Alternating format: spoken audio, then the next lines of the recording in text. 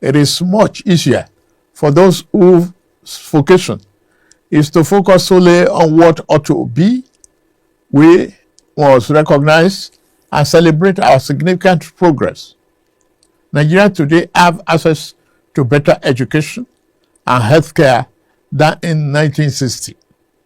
At independence, Nigeria had 120 secondary schools with a student population of about 130,000.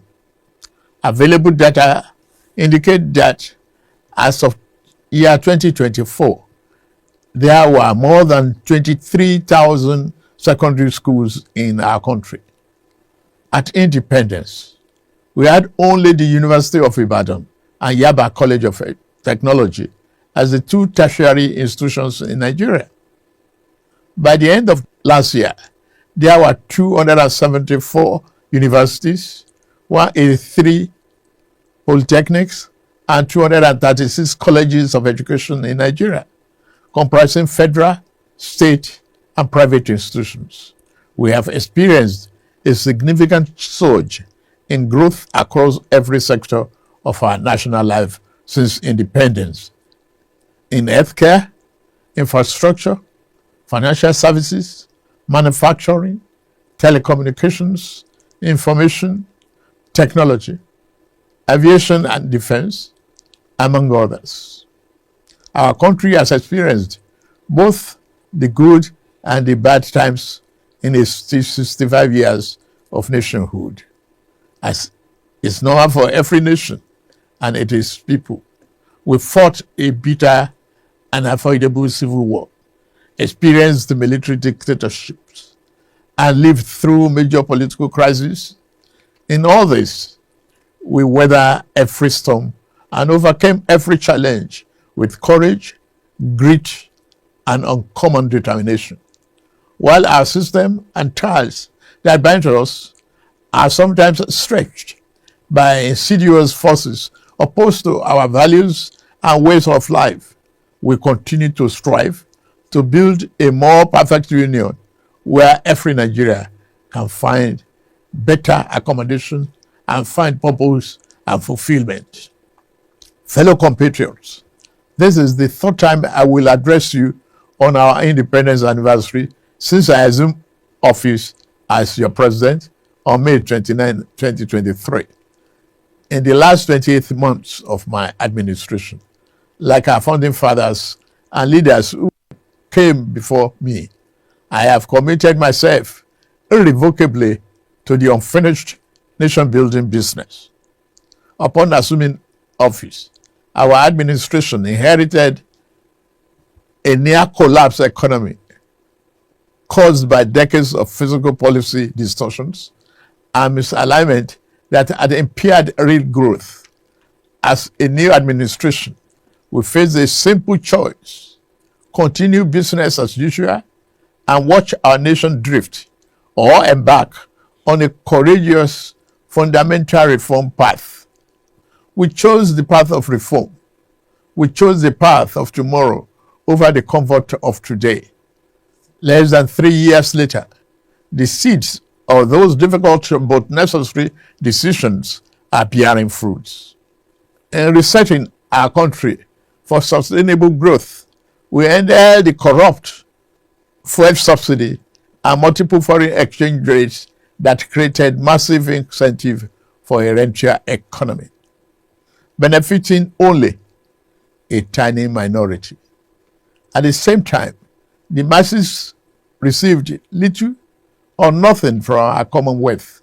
Our administration has redirected the economy towards a more inclusive path, channeling money to fund education, healthcare, national security, agriculture, and political economic infrastructure, such as roads, power, broadband, and social investment programs. These initiatives will generally improve Nigerians' quality of life. As a result of the tough decisions we made, the federal and state government, including local government, now have more money to take care of the people at the lower level of the ladder to address our development challenges. Fellow Nigerians, we are racing against time. We must build the road we need, repair the ones that have become descriptive, and construct the schools our children will attend and the hospitals that will care for our people. The first part was where he talked about our heroes past. Try to create an historical antecedent of where we're coming from, our founding fathers. The fact that in the 60s we had little secondary schools, I think over 130 or thereabout, and now we have well over 20,000 secondary schools. But the question we should ask is, we have about 20,000 secondary schools. What's the state of those secondary schools? Is it those secondary schools that we have problems with policing effectively? Safe schools is a big ordeal. Secondary schools where Chibok girls were kidnapped. This administration, the APC, came in on the back of advocacy for Chibok girls. 91 Chibok girls are still missing 10 years after APC administration. They called Jonathan all sorts of names for Chibok girls. But APC has been in power 10 years, 91. So when we talk about the fact that we've increased secondary schools, President Tinubu, please, can you bring Chibok girls back home? Because it's a big insecurity challenge. Then he went further to talk about some of the things the administration has achieved. Talked about the dreams of the founding fathers. No, we have not met the dreams of the founding fathers. In fact, if the founding fathers could wake up for their graves, they would cry for Nigeria at 65. We have not met any dream of the founding fathers. In fact, we have disappointed the founding fathers. The likes of Obafemi Awolowo that ramped up education in the southwest through free education. We have disappointed them. Not just free education, quality education. He was spending 1/3 of his budget on education. We have disappointed the founding fathers. Talked about what's achieved. Yes, 4.2% growth. Let's not also forget that the economy was rebased, so the parameters definitely were different. Talked about the fact that we have a net surplus, over 7 trillion in net surplus in trade. Talked about the fact that we are taking more revenue now. 13% revenue to GDP ratio. Yes, but we're also borrowing heavily. 10 years ago, before APC came in, debt was over 10 billion US. Today we are 97 billion. The question is, a lot of people keep asking, what have we done with the money? A lot of corruption. The humanitarian ministry, we've not seen anything as regards it. The humanitarian ministry. You said, yes, we've caught corruption in subsidy. But this government also forgot that after announcing subsidy gone, we paid subsidy for the next 1 year. What is the integrity as regards the refineries? Over 3 billion spent. We can't see refineries working. And that's why sometimes I blame Pegasus. They are running after Dangote. How come they've not held NNPC accountable? Over $3 billion spent on the refinery. So we are talking about corruption. President Tinubu, yes, EFCC is going after those people. Until we recover the full 3 billion spent on those refineries that are not working today, then we'll know that you are fighting corruption. But if we have not done that, we can't move anywhere yet. You talked about the fact that, yes, the foreign ratings agency are already prisoners. Yes, they are prisoners, but already incurring more debts. We still have pending debt of about 4 trillion for the electricity company that say will rise up to 5 trillion. They struggle to buy gas. But you told them that they should go to the debt management office. Debt management office saying they can't even take up to that 4 trillion in debts. You talked about SNEL fund. Yes, student loan, a lot of students are collecting the loan. You talk about conditional cash transfer. With due respect, we would like to see the 8.1 million people that have benefited from the 330 billion conditional cash transfer. In fact, some people have subpoenaed through FOI that they should release those numbers. Because you see, we have a lot of announcements that do not meet reality. You talked about insecurity. Yes, there have been arrests of some leaders, bandit leaders. But we've also seen videos of bandit leaders. Villagers now saying, Kabo for bandit leaders when they come to talk about peace. Bandit leaders sit in communities and talk about peace with government officials. We cannot get rid of them. Bandit leaders now hold press conference where they brag that if the military kills them, they will retaliate. All right, we also go ahead. We talk about other things that happen. Look at Kwara yesterday. Okay, I'm doing Kwara.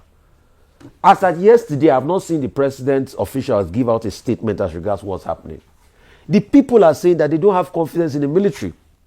Because the military that was supposed to fight the insecurity of bandits in Kwara, nothing is happening. In fact, a Yoruba group now has issued a statement, I think to United Nations, written a petition to one of these United Nations agencies, talking about genocide of Yoruba because of what is happening in Kwara. People are helpless. Yeah, so we talk about all of this prospect, but there's still a gaping hole. A sizable population in this country, close over 30 or 40 million, still do open defecation. Rural electrification is still a problem. In 65 years, we've not been able to produce more than close to 10,000 megawatts. We've hovered around 4,000 to 6,000 megawatts. 40 years ago, we were producing about the same megawatts. Electricity came into this country. We started building power plants since 1926-27 when we built Ijora. Today, we can't do 10,000 megawatts. So how do we power an economy where we can't do increased megawatts? So for all of these things, yes, trade surplus, yeah, we have stronger reserves today, 42 billion and everything lasts in 3 years. All of this we have achieved. There's a lot of room that we've not filled out. And that's why I say if the founding fathers look back at us 65 years after, it's a tale of woes. Nigeria should be way ahead of this. Yes, they are doing infrastructure. But a lot of people are asking accountability questions about the infrastructure. The coastal road, we are taking out debts to do. They say Kano Maradi rail line will soon be complete and all of that. Yes, but we're also asking accountability questions as regards this. Then in the end, they ended with hope and trying to encourage Nigerians, things will be better, it's going to be better. But Nigerians are hungry. The Punch did a report yesterday. Do you know the median cost of rent now in Nigeria for two-bedroom flat is 2.5 million? In the mainland, 2.5 million. In a country where you have minimum of 70,000, how will people be able to pay 2.5 million? Yes, we need to increase. They're going to increase the tax base, with the new tax law and all of that. Part of the tax law was saying that, people that earn about less than $1 million a year. But in a country where people pay 2.5 million for rent, it's even more than the poverty threshold. All right.